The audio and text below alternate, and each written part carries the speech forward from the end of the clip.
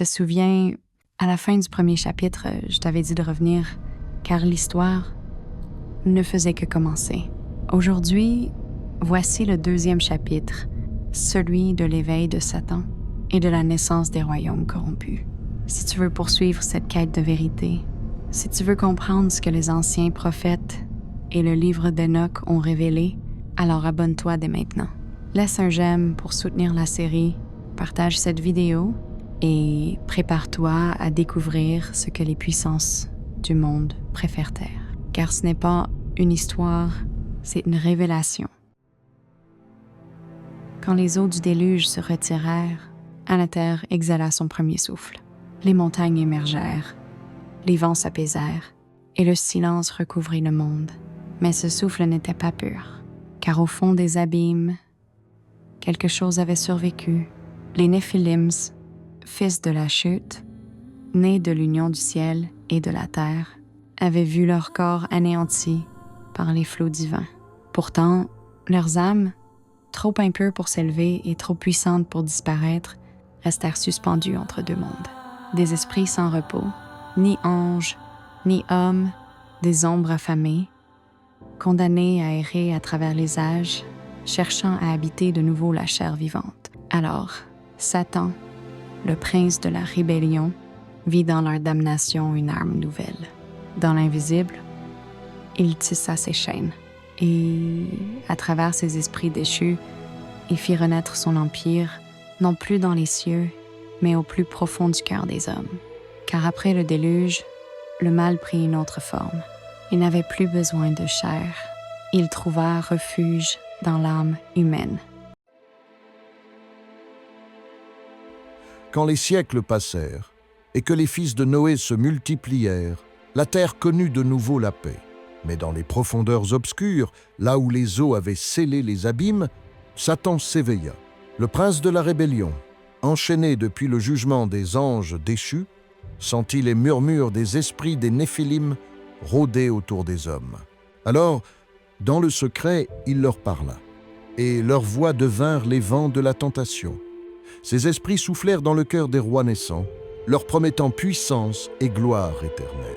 Ils apprirent aux hommes l'art des métaux, la magie des astres, et les paroles interdites que les veilleurs avaient jadis enseignées. Ainsi s'élevèrent les premiers royaumes, non bâtis sur la foi, mais sur la domination et le sang.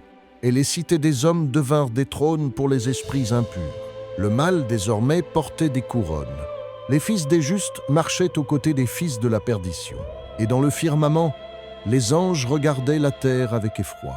Car ce que Dieu avait détruit par les eaux, le prince des ténèbres était en train de le rebâtir par l'orgueil des hommes.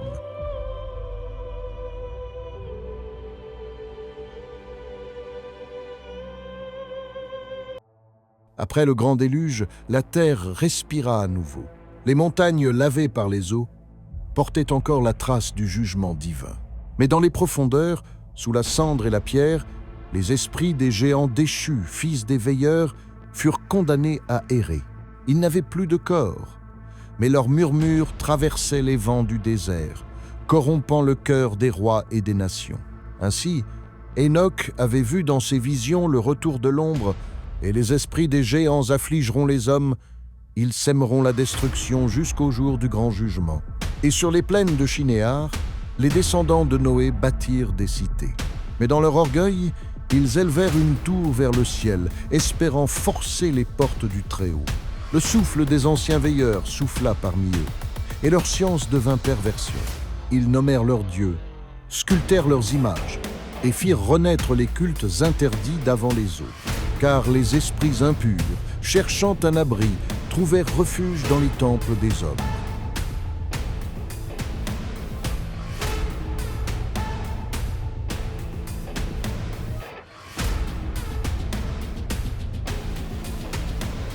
Mais le Seigneur n'avait pas oublié ses élus. Du sein du désert, un prophète fut éveillé, portant les visions d'Enoch et la flamme du souvenir. Il annonça que viendrait un fils de l'homme, précédé d'un feu purificateur, et qu'avant son retour, les esprits des anciens géants se dresseraient encore une fois pour tromper la terre entière. Car la lumière ne pouvait être perçue sans l'ombre, et la vérité sans la révélation des mensonges.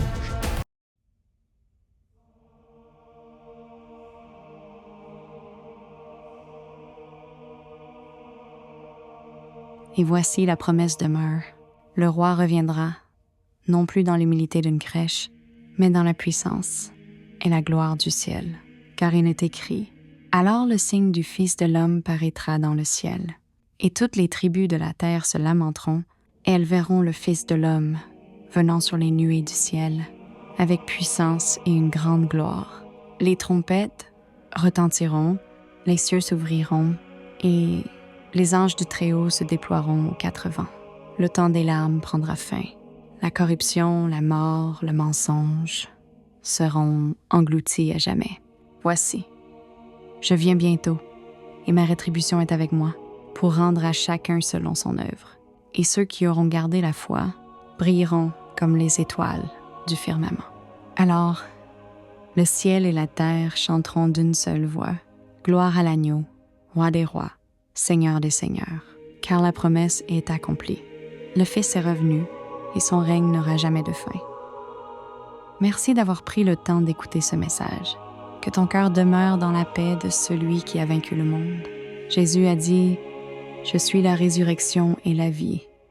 Celui qui croit en moi vivra, quand même il serait mort. » Oui, il est notre espérance, notre refuge, notre lumière dans les ténèbres.